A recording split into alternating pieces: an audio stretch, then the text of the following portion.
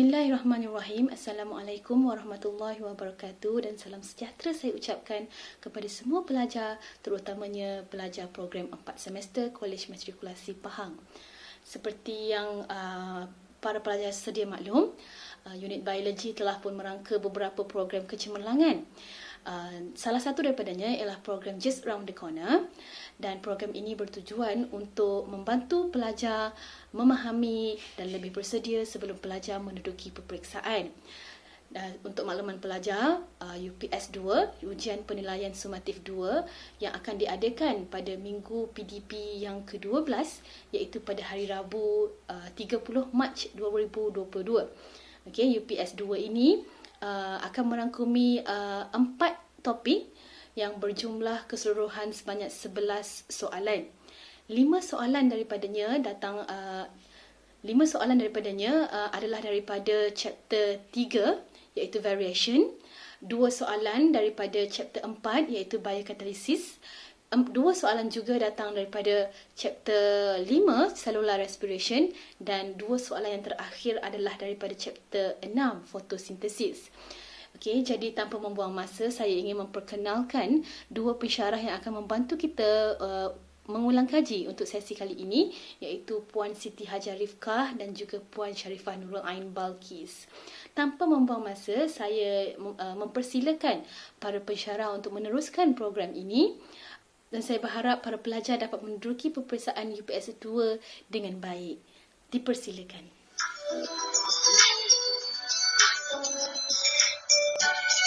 Baik, untuk segmen kali ini kita akan bersama-sama membuat revision untuk chapter 3 iaitu variation.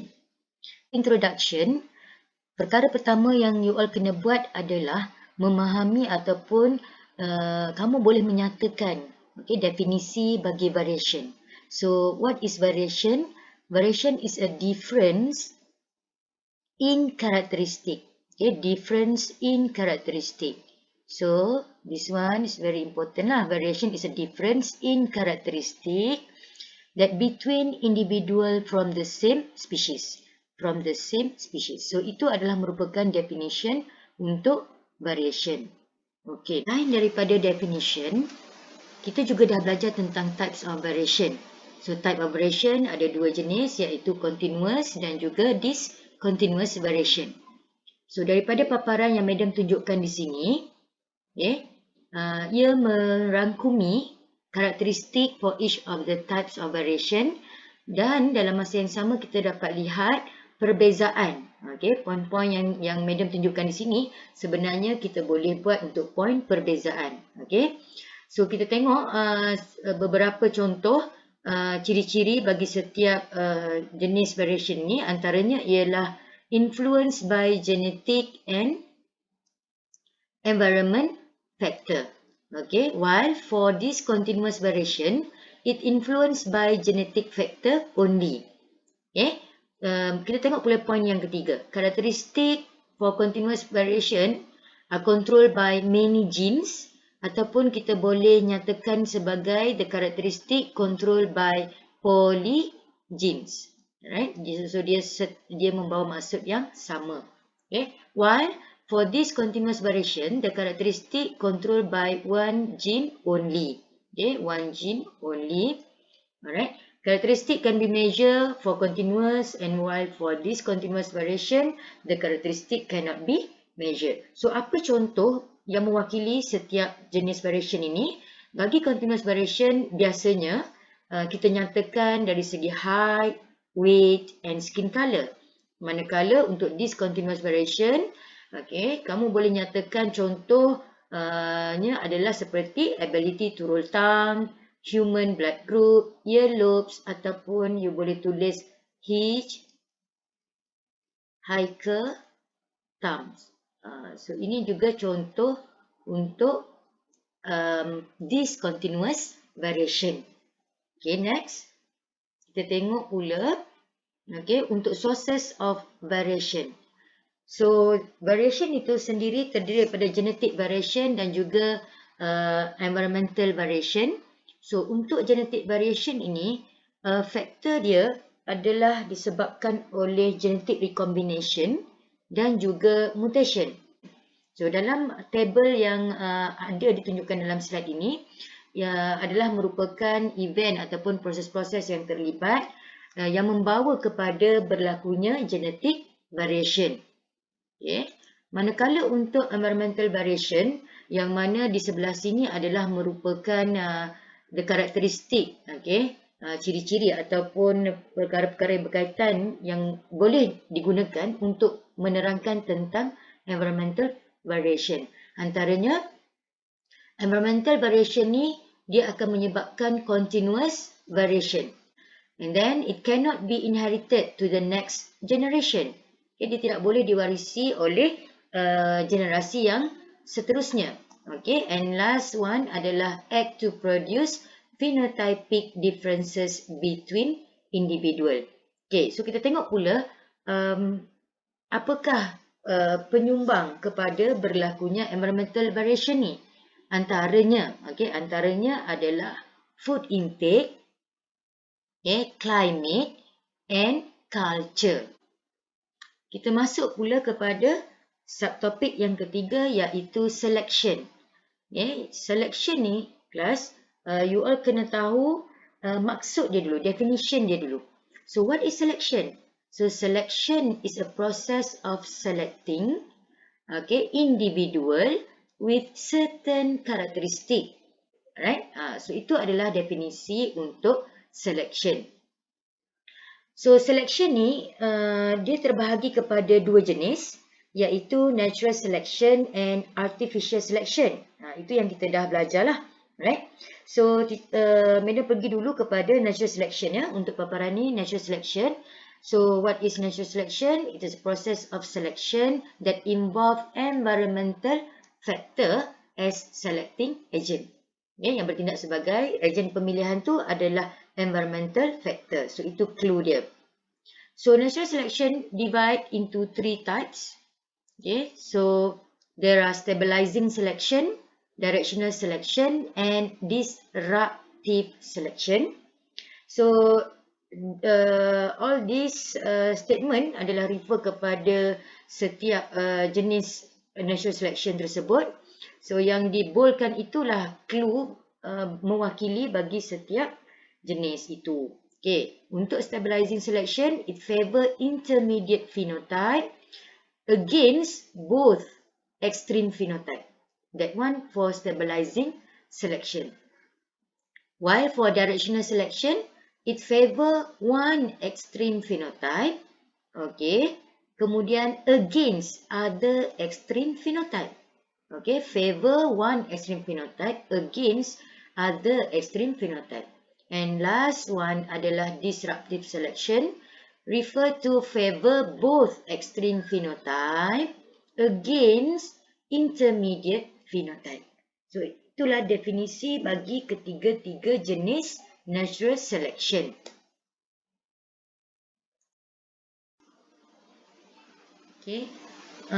Slide ni memaparkan graf bagi setiap jenis natural selection yang perlu kamu tahu. So untuk yang pertama ni, graf yang pertama ni, ini adalah merupakan curve bagi stabilizing selection. Kenapa stabilizing selection? Sebab kita nampak di sini, favor intermediate phenotype, favor intermediate phenotype, against both extreme phenotype. Alright, so ini adalah merupakan contoh human baby birth weight.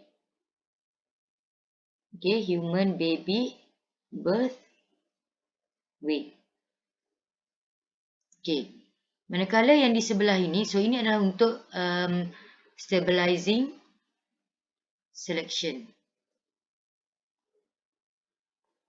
Manakala untuk yang di sebelah kanan ini, so kita nampak ada big size, and then number of population. So kita tengok kepada curve dia. So di sini kita nampak dengan jelas bahawa it favor both extreme phenotype di sini, but against intermediate phenotype. So ini adalah merupakan disruptive disruptive selection. So, apa contoh disruptive selection? Right, so kita boleh tulis dia sebagai variety of size and shape of beak of Galapagos finch. Kita boleh nyatakan di situ. Manakala untuk yang graf yang di bawah ni adalah mewakili purple moth. So dia ada light color and dark color. So daripada sini kita nampak curve tu shift. Shift to the right. Shift to the right. So maksudnya di sini it favor only one extreme phenotype against another extreme phenotype. So ini kita tahu bahawa dia adalah merupakan directional selection. So apa contoh dia? Industrial melanism of Beeston beetularia. Ini adalah merupakan artificial selection. Right. Apa beza artificial selection dengan natural selection? Artificial selection adalah merupakan proses selection that involve human intervention as selecting agent. Berbeza dengan natural selection yang mana dia punya selecting agent adalah environmental factor. Kan? So artificial selection terbahagi kepada dua, iaitu inbreeding dan juga outbreeding. So you all boleh go through dia punya point di sini. So boleh buat sebagai point perbezaan. Boleh dijadikan point perbezaan. So seterusnya teacher masuk kepada speciation. Kita tengok dulu definition untuk species. So what is species? Based on biological species concept. So species defined as a population or group of population whose members has the potential to, number one, can interbreed under natural condition. Can interbreed. And then producing viable and fertile offspring. Able to produce viable and fertile offspring and do not produce interbreed with members of other species. So itu adalah merupakan maksud species di bawah biological species concept. Seterusnya kita tengok pula maksud speciation. So what is speciation? So it is a formation of new species from pre-existing species through evolution process. And then this is the factors involved in formation of new species. So they have 4 factors here, class. Number 1, reproductive isolation. So mean it isolate, dia terasing dari segi proses dia. Yang mana dia membawa kepada reproductive isolation. Yang kedua, genetic drift. Yang kita bincangkan sebelum ini adalah kita refer kepada perubahan yang berlaku kepada allele frekuensi sesuatu populasi tersebut. Yang ketiga adalah hybridization. Berlaku apabila members of 2 different species interbreed. Dan yang keempat, faktor yang keempat adalah disebabkan oleh adaptive radiation. So that's all for this topic. Thank you. Bismillahirrahmanirrahim. Assalamualaikum warahmatullahi wabarakatuh dan salam sejahtera untuk anak-anak pelajar. So sekali lagi kita akan bertemu dalam program yang dinamakan sebagai Just Around the Corner. Dan ini merupakan self-learning guide pada anak-anak pelajar untuk menghadapi UPS 2. Untuk sesi yang pertama ni, Madam akan cover berkenaan dengan subtopik yang berada di dalam biokatalisis. So, ada 4 fokus yang kita akan lihat dalam biokatalisis. Yang pertama, kita akan lihat berkenaan dengan definition of enzyme dan describe the properties of enzyme. Seterusnya yang kedua, kita akan melihat kepada definition of cofactor dan 3 jenis cofactor. Macam mana setiap satu tu berbeza dengan yang lain. Yang ketiganya, kita akan melihat kepada definition of inhibitor dan kita akan lihat detail sikit tentang 2 jenis inhibitor yang ada dalam silibus kita, iaitu competitive inhibitor dan non-competitive inhibitor. Dan yang keempat, fokus kita untuk chapter ini adalah melihat tentang 6 class of enzyme according to IUBMB classification. Jom kita start discussion. Okay, bila kita bercakap tentang definition of enzyme, okay, actually ada 3 kata kunci penting yang ada dalam ini. Okay, so dia merupakan biological catalyst. Ini kata kunci yang pertama. Dan apa yang dia buat? Okay, dengan adanya enzim dia akan speed up the rate of chemical reaction. Ni kata kunci yang kedua. Apa cara yang dia buat? Dia akan lowering the activation energy. Okay, so ini yang ketiga. Dan kita akan highlightkan ada 8 properties of enzyme yang penting untuk anak-anak pelajar ingat semula. Yang pertama adalah enzim itu sendiri merupakan globular protein. Di mana globular shape ini maksudnya dia dah ada 3-dimensional shape. Di mana protein tadi akan maintain by 4 types of bond yang kita pernah belajar dulu. Hydrogen bond, ionic bond, disulfide bridge, hydrophobic interaction dan van der Waals forces. Semua tu yang menyebabkan dia ada 3D shape, bentuk globular, dan ini yang membolehkan dia ada active site. Seterusnya yang kedua, enzim itself mestilah highly specific. Bukan satu enzim boleh tukarkan semua substrate kepada produk. Kalau kita nak tukarkan amylose ataupun starch daripada nasi yang kita makan masuk ke mulut, enzim yang bertanggungjawab adalah yang ada dalam ileo kita iaitu amylase, salivary amylase. Tak boleh suka-suka hati pakai enzim lain. Dan yang ketiga, setiap enzim membolehkan dia function specifically, dia akan ada specific active site yang compatible dengan substrate itu sendiri. Seterusnya, ciri yang keempat adalah require in small quantity. Kenapa enzim ni require in small quantity? Dia akan berkait dengan ciri yang ke-5 dan juga yang ke-6. Okay, dalam satu tindak balas, okay, katalah kita ada satu enzim dan kita ada 10 substrate. Enzim ini boleh tukarkan semua substrate itu kepada produk. Sebab apa? Selepas satu substrate dah bind dan ditukarkan menjadi produk, that enzyme itself not altered or destroyed.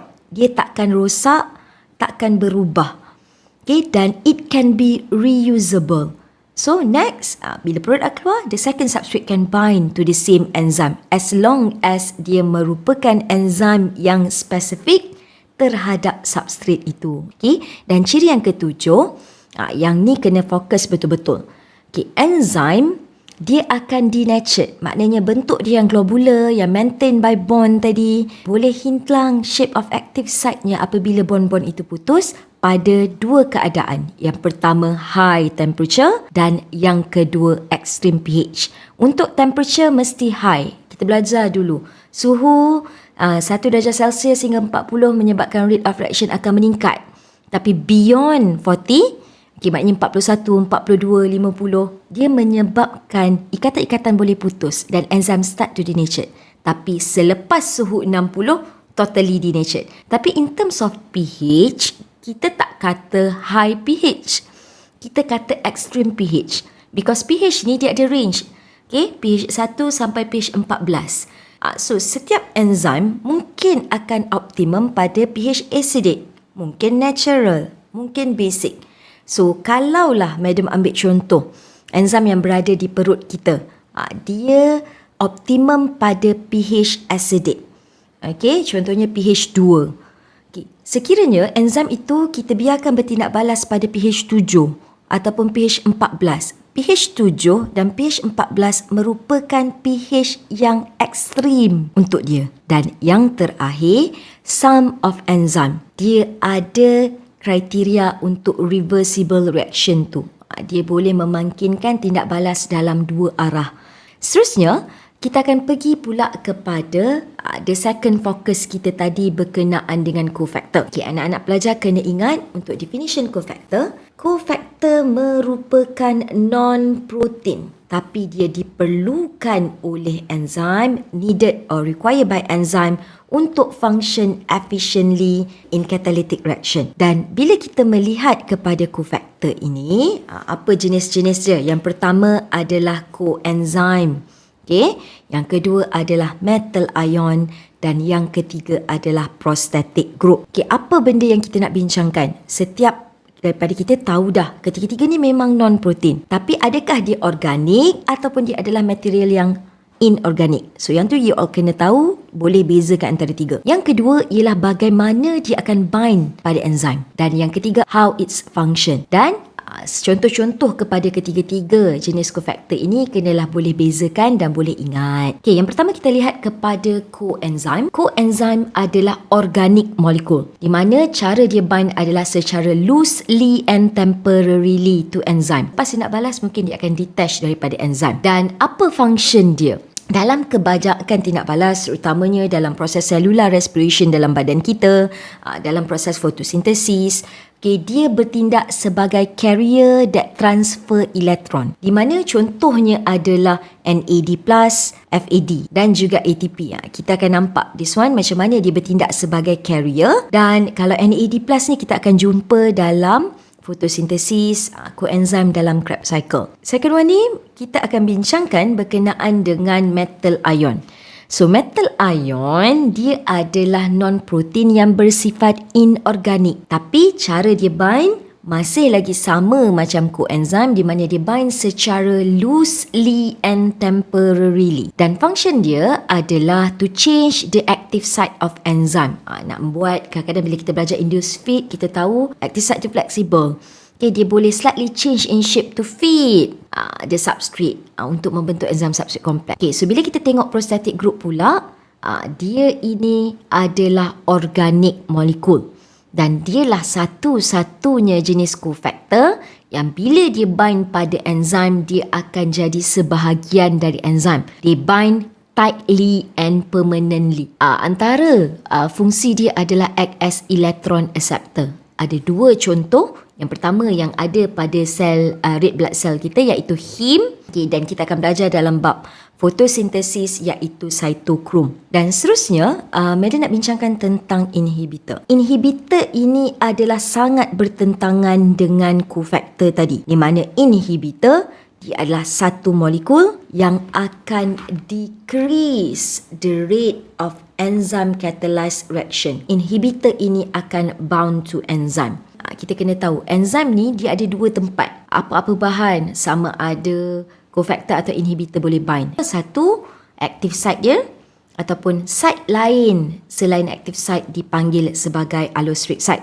Sebenarnya type of inhibitor ni nanti di peringkat SDS you akan belajar di mana kita ada dua jenis. Mula-mula, reversible inhibitor dan juga irreversible inhibitor. Apa beza inhibitor ini? Ialah macam mana cara dia bind pada enzim. Sekiranya dia bind loosely and temporarily, dia dikira reversible. Sekiranya dia bind tightly and permanently, dia adalah irreversible. Kalaulah irreversible inhibitor dia bind pada enzim, dia permanently akan rosakkan enzim tu. Tapi kalau reversible ini, dia bind secara loosely and temporarily, so waktu dia dah detach daripada enzim, enzim itself can be recover. Okay, so yang kita akan cover adalah reversible yang bind loosely and temporary. So apa pula jenisnya? Ada dua. Yang pertama adalah competitive inhibitor. Kenapa namanya competitive? Dia compete with substrate to bind to the active site. Sebab bentuk dia similar dengan substrate. So bila bentuk dia hampir sama, dia boleh bind pada active site. Dan bila dia bind pada active site, dia menghalang substrate dari bind pada active site. Tapi ada cara untuk kurangkan efek competitive inhibitor ini, iaitu dengan increase the substrate concentration. So kalau bilangan substrate lebih banyak dari bilangan inhibitor, chance untuk substrate to bind pada active site akan lebih tinggi. Manakala untuk yang kedua, jenis yang reversible ini juga adalah non-competitive. Kenapa non-competitive? Kenapa dia tak compete dengan substrate? Sebab bentuk dia different daripada bentuk substrate. So bila bentuk dia different, macam mana dia boleh ganggu aktiviti enzim? Dia akan bind pada satu lagi site pada enzim yang dipanggil sebagai allosteric site. Bila dia bind pada allosteric site, dia akan change the conformation of enzyme. Ini satu contoh di mana enzim Okay, this is active site and this is substrate. Okay, sekiranya ada competitive inhibitor ni bind pada active site, menyebabkan substrate tak boleh bind. Itu kompetitif. Manakala kalau non-kompetitif, bentuk dia memang berbeza dan bind kat tempat lain. Tempat yang dia bind inilah yang kita panggil sebagai allosteric site. Bila dia bind, bentuk active site yang asal begini akan berubah dan now substrate is no longer compatible ataupun complement dengan active site itu.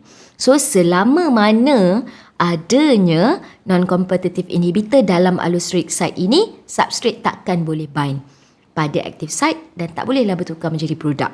Dan satu lagi yang Madam nak highlight tentang non-competitive inhibitor ialah the effect cannot be reduced dengan cara increase substrate concentration. So, ini sedikit gambaran yang penting untuk membandingkan tentang competitive inhibitor dan non-competitive inhibitor. Okey, dan yang terakhir untuk bab biokatalisis adalah kita akan sama-sama bincangkan tentang 6 class of enzyme according to IUBMB. Apa 6 kelas itu? Okay, kelas yang pertama, kelas dia bukan nama enzim, dia class of enzyme. Dalam setiap kelas ni ada beberapa contoh enzim lain yang function dia hampir sama. Yang pertama, adalah oxidoreductases. Biasanya kalau enzim dia habis dengan ASE, but now dia habis dengan ASES. S tu, itu menunjukkan dia kelas. Ada banyak contoh enzim lain di bawah ini, tapi kesemua enzim-enzim di bawah oxidoreductases punya kelas, kerjanya adalah catalyze redox reaction, iaitu sama ada oxidation ataupun reduction. So dalam part ini anak-anak pelajar kena tahulah nak state 6 tu apa, kena ingat dan apa kerja yang dia buat. Seterusnya yang kedua adalah transferases. Perkataan kerja dia dah ada dah kat nama. Transferases di mana dia catalyze the transfer of functional group from donor to acceptor. Seterusnya adalah hydrolysis. Perkataan hydro ni keywordnya adalah dekat water. Ini merupakan tindak balas yang melibatkan breakdown of substrate dan melibatkan addition of water. Kalau nak putuskan ikatan tu, kita kena tambah air.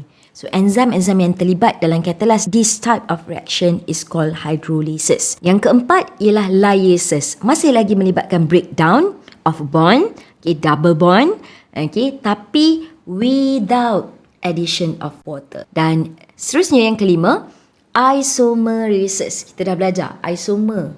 Merujuk kepada perkataan proses isomerization. So, enzim yang sebegini di bawah kelas ini akan catalyze rearrangement of atom within molecule. Dan yang terakhir, adalah ligases, di mana kita pernah jumpa kan DNA ligase adalah example of enzyme. Dia catalyze reaction yang join to molecule untuk form covalent bond. So sebab semua ini adalah class of enzyme, dia bermula dengan perkataan catalyze. So itu sedikit perbincangan kita tentang bab biokatalisis dan tolonglah beri fokus kepada ciri-ciri yang telah Madam bincangkan. Contohnya pada ciri-ciri inhibitor, ciri-ciri cofactor, jenis-jenis tindak balas. Kita alert lah dengan 6 nama ni, kod-kod lah dia tiba-tiba try dengan ciri-ciri lain dan sebagainya. Hopefully perbincangan untuk part 1 ini membantu untuk you score soalan-soalan biokatalisis dalam UPS 2.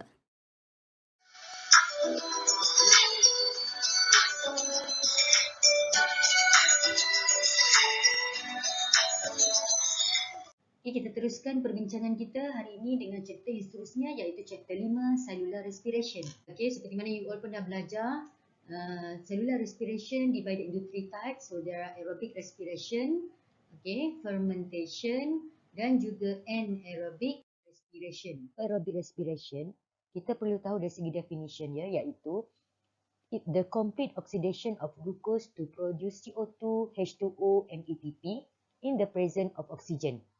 Contribution mark biasanya dia akan bagi 2 markah di situ. So kita boleh katakan bahawa mesti tulis complete oxidation of glucose to produce CO2, H2O and ATP. So ini 1 markah. dan in the presence of oxygen another 1 mark.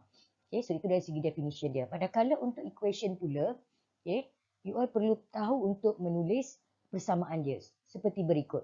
C6H12O6 iaitu glukos plus dengan 6 oksigen. So produk dia apa dia? 6 CO2, 6 H2O dan ATP ataupun energy. So equation ini biasanya dia akan bagi satu markah. Okay, two types of ATP production. Okay, dia ada dua jenis iaitu substrate level phosphorylation dan juga oxidative phosphorylation. Okay, kita tengok apa beza antara substrate level dengan oxidative. So untuk substrate level ni dia refer kepada formation of ATP, okay, pembentukan ATP apabila enzim itu directly transfer phosphate group from substrate to ADP. Okay, so means ADP ni dia dapat phosphate group daripada mana? Daripada substrate. So bila ADP dapat phosphate group tadi, so now dia akan menjadi ATP. So ATP yang terhasil itu adalah melalui kaedah mana? So dia melalui by substrate level phosphorylation. Okay, berbeza dengan oxidative phosphorylation, the production of ATP ni, the formation of ATP ni terhasil melalui chemiosmosis. Okay, chemiosmosis ni pula untuk menghasilkan ATP dia memerlukan energi. So energi ini datangnya daripada proses ETC, electron transport chain. Sebab apa? Sebab dalam ETC ada berlakunya proses redox reaction, reduction and oxidation. ATP yang dihasilkan ini adalah by oxidative phosphorylation. Okay, perkara kedua yang kita juga boleh highlightkan adalah dari segi amount of ATP yang terhasil. Kalau substrate level ni guys, dia hanya menghasilkan smaller amount of ATP. Yang mana ada 4 ATP sahaja yang dihasilkan melalui kaedah substrate level phosphorylation ni. Manakala untuk oxidative phosphorylation, okay, it produce large amount of ATP. Berapa large amount tu? Adalah 34 ATP. Okay, dalam silibus kita, stages of aerobic respiration ni ada 3. Yang pertama glycolysis, yang kedua Krebs cycle dan yang ketiga adalah electron transport chain. Okay, kita tak cover sampai chemiosmosis. Kita hanya masuk electron transport chain sahaja ya. Okay, untuk glycolysis proses iaitu stage yang pertama di bawah aerobic respiration. Okay, you all kena tahu untuk nyatakan the location process occur. So dia berlaku di mana? Dia berlaku di cytoplasm ataupun boleh ditulis sebagai cytosol. Okay, yang kedua, okay, you all boleh yang kedua you all kena tahu 10 step of glycolysis. Okay, 10 step of glycolysis. Setiap satu tu dalam 10 step tu you all kena tahu untuk menyatakan nama substrate dengan tepat, ejaan mesti betul.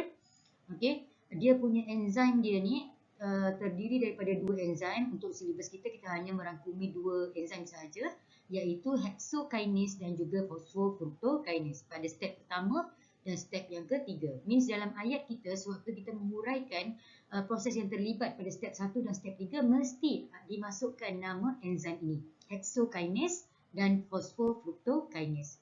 Okay, so dalam paparan slide ini adalah untuk energy investment phase. Okay, daripada step 1 sampai step 5 ini adalah merupakan energy investment phase. Okay, manakala untuk slide ini refer kepada energy payoff phase daripada step 6 sampai step yang ke-10. Okay, seperti mana yang teacher bagi tahu tadi pada step 7.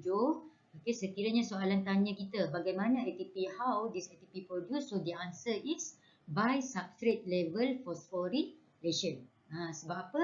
Sebab kalau kita tengok di sini, okay, fosfatenya datang daripada substrate, so it will attach to the ADP, so ADP will form ATP. Okay, alright. So perkara ketiga yang you all kena tahu adalah produk dia. Produk glycolysis ni apa? So dia adalah 2-pyruvate, okay, 2 NADH plus 2H plus, and then 4 ATP untuk total ataupun net 2 ATP.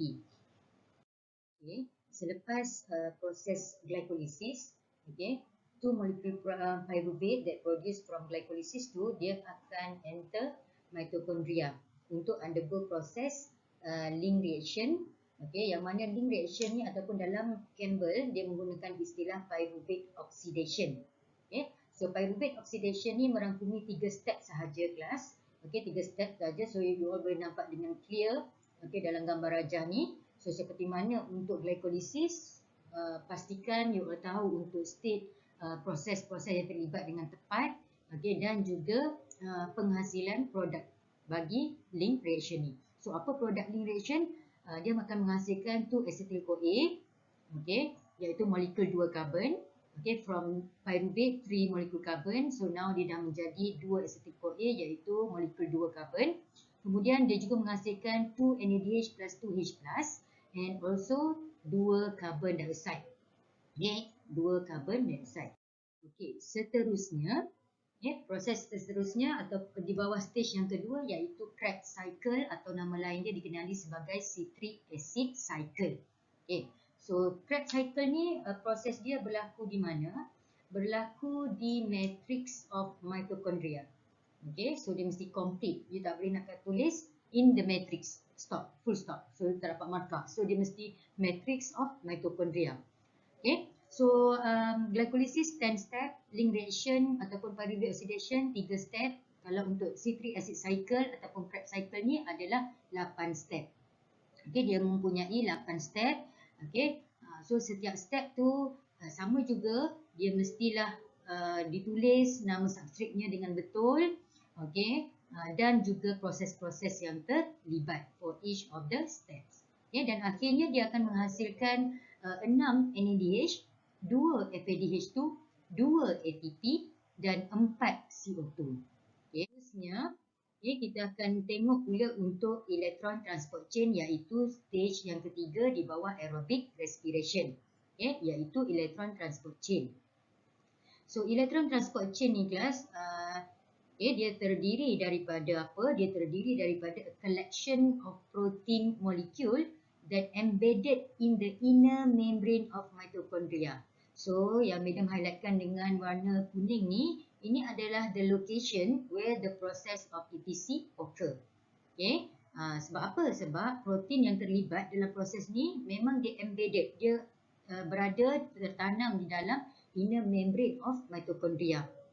Okay? So protein molekul ni function dia adalah untuk transfer elektron daripada NADH dan juga FADH2. Okay? Daripada NADH dan FADH2. Okay? Ia akan ditransfer kepada last electron acceptor iaitu oksigen di sini. So kalau you nampak di sini flow dia nampak arrow tu kan, itu menunjukkan bahawa the transferring of electron occur. Starting daripada mana? Daripada NADH. So daripada NADH, so dia akan transfer elektron kepada protein molekul yang ada di dalam inner membrane of mitochondria. Okay, inner membrane of mitochondria. So you all kena ingat nama-nama protein ni. Okay, protein yang pertama kita panggil sebagai NADH dehydrogenase. Okay, NADH dehydrogenase. Yang inilah. Okay, complex 1 ni. NADH dehydrogenase. Kemudian succinate dehydrogenase. Okay, ini adalah succinate dehydrogenase. Okay, yang mana FADH2 akan transfer the electron to succinate dehydrogenase. Right. Okay, kemudian ubiquinone. Okay, ubiquinone yang ni adalah merupakan mobile electron carrier. Okay, mobile electron carrier. Seterusnya ini adalah kompleks 3 ataupun kita panggil dia sebagai cytochrome C reductase. Okay, cytochrome C reductase. Dan last one adalah cytochrome C oxidase. Sebelum pergi kepada cytochrome C oxidase, maka elektron itu perlu ditransfer daripada cytochrome C reductase to cytochrome C. Okay, cytochrome C ni pun sama, dia juga merupakan mobile electron carrier. So cytochrome C ni will transfer the electron to cytochrome C oxidase. Okay, so nama-nama itu you all wajib hafal. Okay, sebab bila kita nak explain the transferring of electron, you kena sebut elektron ni siapa yang akan transfer daripada mana ke mana. Okay, okay. So daripada mana sebenarnya NADH dan juga FADH2 ni kelas? Okay, kalau you masih ingat kita dah jumpa istilah NADH dari jumpa dekat mana? Dekat glycolysis. Kan kita jumpa dekat glycolysis. And then kita masuk link reaction pun ada produk daripada proses link reaction ni adalah NADH. Once kita masuk Krebs cycle, then kita tambahkan NADH dan FADH2 yang terhasil daripada proses tersebut, kan? Okay, so NADH and FADH2 ni kelas, apa peranan dia sebenarnya? Okay, so dia adalah merupakan elektron donor ataupun boleh ditulis sebagai reducing agent. Okay, sebagai reducing agent. So kalau soalan minta apa function NADH ataupun function FADH2, so you boleh tulis sebagai elektron donor ataupun reducing agent. Okay, alright. So itu adalah merupakan ETC. Dan last one, ini adalah gambar yang menerangkan tentang oxidative phosphorylation. Ingat lagi tak yang kita belajar dekat slide depan? Okey, penghasilan ATP adalah dua jenis, iaitu substrate level phosphorylation dan satu lagi adalah oxidative phosphorylation, yang mana ia melibatkan chemiosmosis. So inilah chemiosmosis. Dia mendapat tenaga untuk menghasilkan ATP itu datangnya daripada proses apa? Proses elektron transport chain melalui redox reaction. Okey, untuk bahagian terakhir dalam cipta salular respiration ni, okey, kamu kena tahu jumlah penghasilan ATP secara total, okey, yang didapati bagi setiap stages, okey, setiap proses yang terlibat dalam cellular respiration. Okey, contohnya macam glycolysis. Okey, so kita pecahkan kepada two types of ATP production, iaitu substrate level phosphorylation dan juga oxidative phosphorylation. So untuk glycolysis sebanyak 2 ATP yang dihasilkan secara substrate level, manakala untuk secara oxidative phosphorylation, okay, didapati product of glycolysis dia ada mempunyai 2 NADH, kan. So satu NADH dia akan menghasilkan 3 ATP. Okay, so bila 2, so we just times 3. 2 times 3, so kita akan dapat 6 ATP. So total ATP yang dihasilkan untuk glycolysis adalah 8. Okay, manakala untuk link reaction, okay, secara substrate level dia tak ada menghasilkan ATP manakala di bawah oxidative phosphorylation. Okay, sama juga dengan glycolysis, iaitu 2 ATP dihasilkan di sini. So kita just darabkan dengan 3 untuk mendapatkan 6 ATP. So total produk ATP dekat link reaction adalah 6. Okey, dan yang terakhir adalah Krebs cycle. Okey, untuk Krebs cycle, penghasilan ATP melalui kaedah substrate level phosphorylation adalah 2. Okey, manakala melalui oxidative phosphorylation, okay, terdapat 6 NADH yang dihasilkan melalui Krebs cycle. So 6 kita akan times dengan 3, so kita akan dapat 18 ATP. Selain daripada 6 NADH, okay, kalau kita tengok balik produk Krebs cycle, dia juga menghasilkan 2 FADH2. Okay, so 2 FADH2 ni kita akan darab dengan 2, bukan 3, darab dengan 2 sebab 1 FADH2 akan menghasilkan 2 ATP. Okay, 1 NADH dia akan produce 3 ATP. Kalau 1 FADH2 dia akan produce 2 ATP. Okay, so that's why lah 2 times 2 di sini kita akan dapat 4 ATP. So total product of ATP, okay, total amount of ATP untuk Krebs cycle adalah, okay, 2 tambah 18 tambah 4, so kita akan dapat 24. So total amount of ATP yang dihasilkan adalah 38 ATP.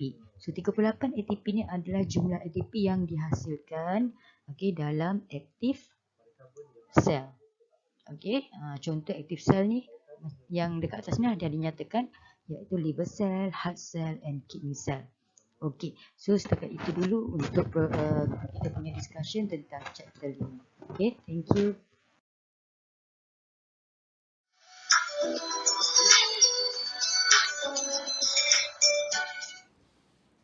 Okay, so untuk topik yang kedua bersama dengan Madam Kis, kita akan bincangkan apa yang penting dalam chapter 6 photosynthesis.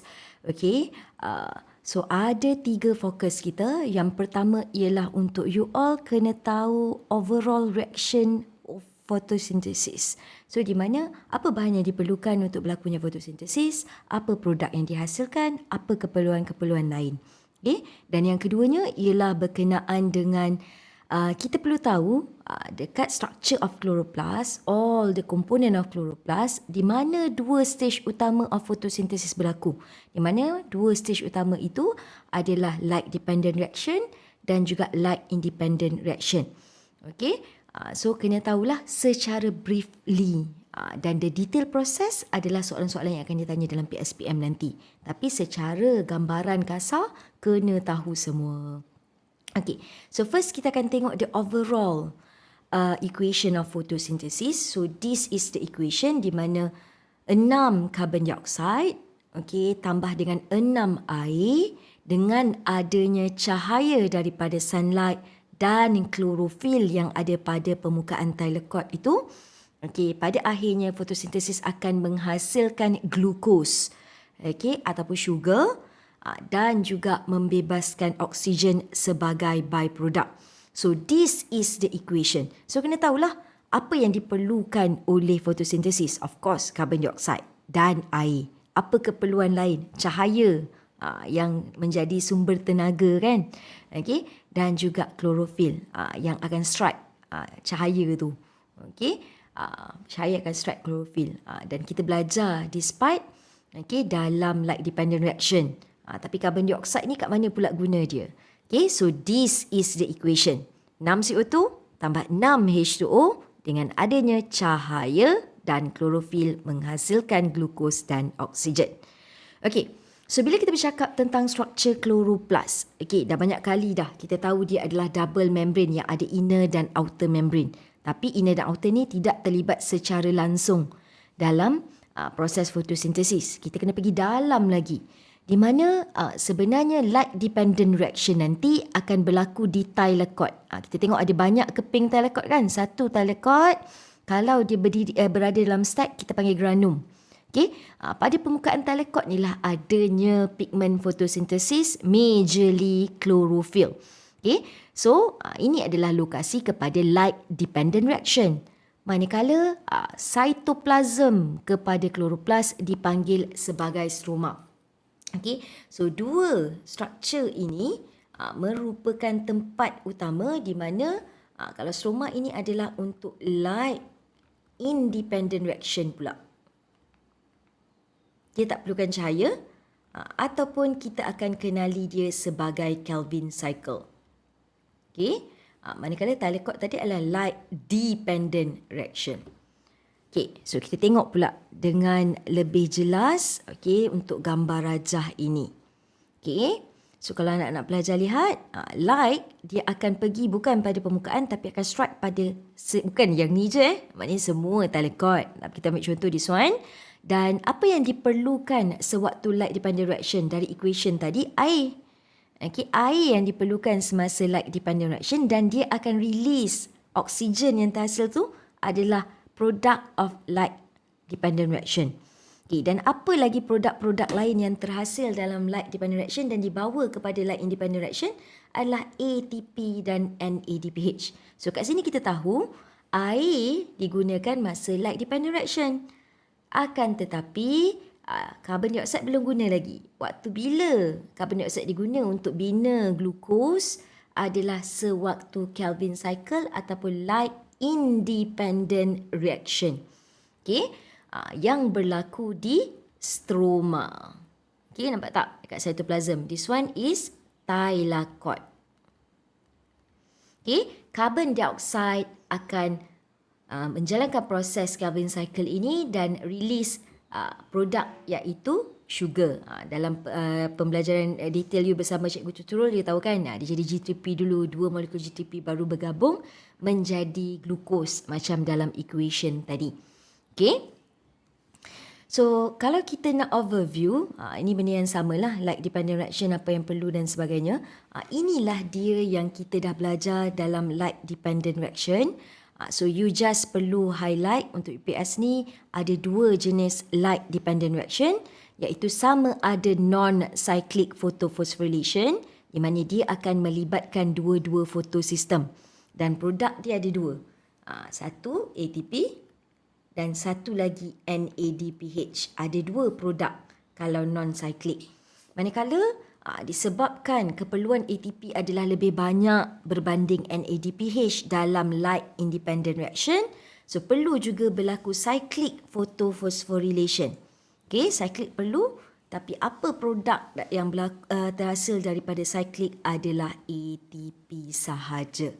Okey, so kita kena tahu generally sahaja apa produk, apa komponen yang terlibat.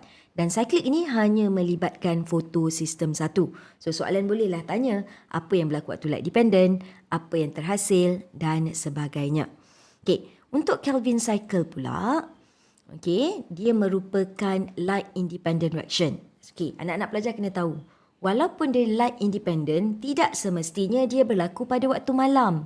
Dia hanya tidak memerlukan cahaya. So dia boleh berlaku waktu siang, boleh berlaku pada waktu malam. Sebab dia tak memerlukan cahaya. As long as apa yang dia perlu adanya ATP.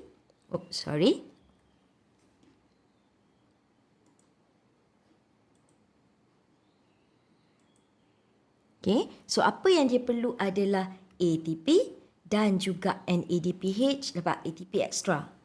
Ada 9 ATP daripada cyclic dan non-cyclic photophosphorylation yang merupakan proses yang kita bincang sebelum ni tadi, iaitu light dependent reaction. So, kena tahulah dari segi equation, dari segi proses tu berlaku di mana dan jenis-jenisnya. Okay, itu saja. Madam doakan semoga anak-anak pelajar dapat menjawab UPS dengan baik dan dapat markah penuh harapnya dari perbincangan-perbincangan yang telah saya dan Madam Hajar buat. Okay, all the best. Selamat mengulang kaji. Assalamualaikum.